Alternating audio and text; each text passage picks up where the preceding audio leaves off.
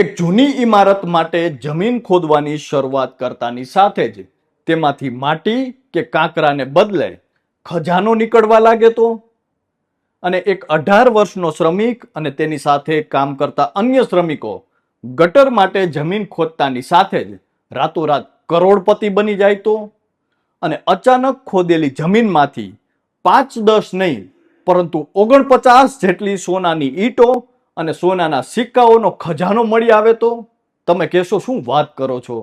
જી હા, આ કોઈ ફિલ્મની કાલ્પનિક કહાની નહીં પરંતુ હકીકતમાં બનેલી ઘટના છે, જેમાં એક 18 વર્ષનો શ્રમિક જમીનમાં ગટર માટે ખોદકામ કરે છે, જે દરમિયાન કંઈક ચમકતી વસ્તુ તેની નજરે પડે છે અને એ વ્યક્તિ એ વસ્તુ જુએ છે તો તેની આંખો ખુલ્લી જ રહી જાય છે, કારણ કે તે વસ્તુ બીજું કંઈ નહીં પરંતુ સોનાનો ખજાનો હતો, જેની કિંમત 99 કરોડથી પણ વધુની છે.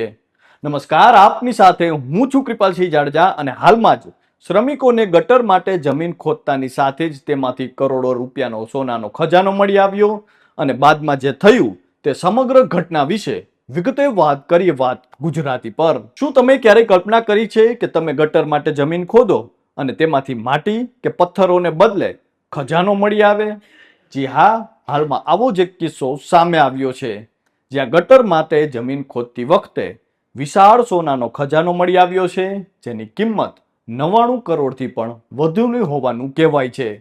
ત્યારે તમને પણ પ્રશ્ન થતો હશે કે આ ખજાનો મળ્યો કોને છે અને ક્યાંથી મળી આવ્યો છે?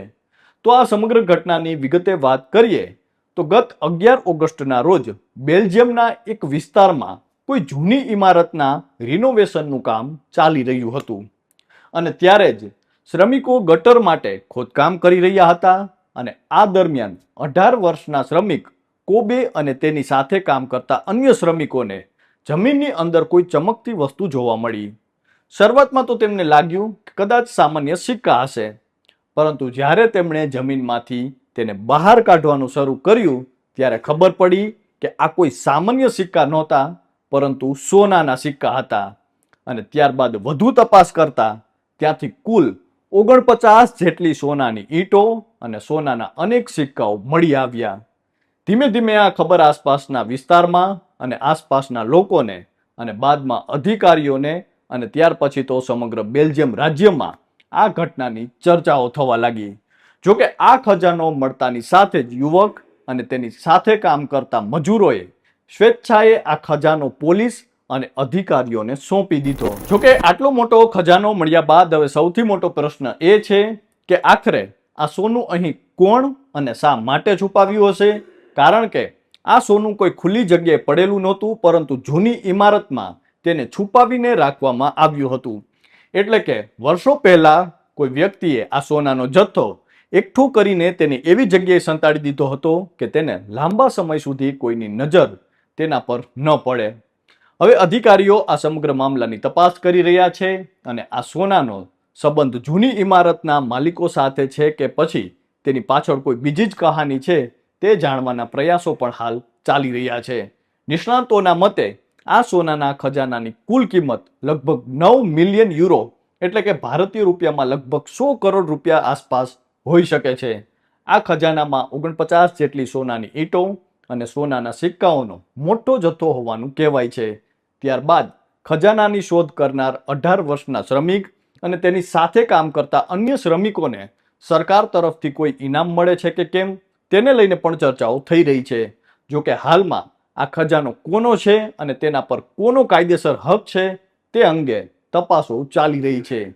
જોકે બેલ્જિયમના કાયદા પ્રમાણે આટલો મોટો ખજાનો મળી જાય એટલે તે તરત જ શોધનારનો થઈ જતો નથી. શોધનાર વ્યક્તિએ તેની જાણ સંબંધિત સત્તાવાળાઓને કરવી પડે છે. જો કાયદા મુજબ પ્રક્રિયા પૂર્ણ કર્યા બાદ 5 વર્ષ સુધી મૂળ માલિક સામે ન આવે તો ચોક્કસ પરિસ્થિતિમાં શોધનારને તેના પર માલિકીનો હક મળી જાય છે અને જો આ છુપાયેલો ખજાનો કોઈ માલિક વગરનો સાબિત થાય તો શોધનાર અને જે મિલકતમાંથી મળ્યો છે તેના માલિક બંને વચ્ચે આ હિસ્સો વહેંચવાની જોગવાઈ પણ ત્યાંના કાયદામાં છે. ત્યારે આમ તો મોટા ભાગે આ પ્રકારની ઘટનાઓ ફિલ્મો અથવા વાર્તાઓમાં જ જોવા મળતી હોય છે. ત્યારે હાલ તો આ ઘટનાની વિશ્વભરમાં ચર્ચાઓ થઈ રહી છે, ઘર બનાવતી વખતે જમીનમાંથી મળેલા આ ખજાનાને લઈ લોકો આ વ્યક્તિની કિસ્મત અને તેની ઈમાનદારી વિશે પણ ચર્ચાઓ કરી રહ્યા છે. ત્યારે આ ઘટનાને લઈને આપ સૌ કોઈનું પણ શું માનવું છે તે કોમેન્ટ કરીને અમને જરૂરથી જણાવજો. તો હાલ બસ આટલું જ. ફરી મળતા રહીશું વાત ગુજરાતી પર.